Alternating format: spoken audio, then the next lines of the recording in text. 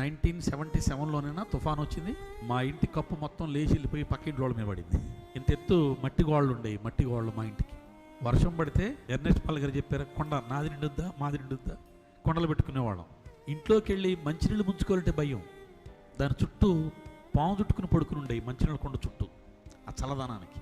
తెరా AD మహానుభావుడు అని చెప్పి మన ఆంగారం చూస్తూ ఉంటే ఏదో ఒక మూల కూర్చుని ఏదో ప్రక్కన కూర్చుని మా కోసం చేసేవాడు కాదు. పరిచర్యను పెంచయ్యా, పంపించావు, సిద్ధపరిచిన సేవ అన్నావు.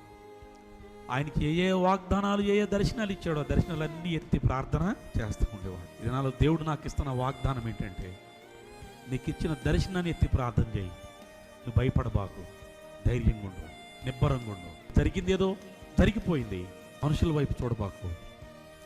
నేను నీకు మాట ఇచ్చాను కదా, మాట ప్రకారం నేను నడిపిస్తా.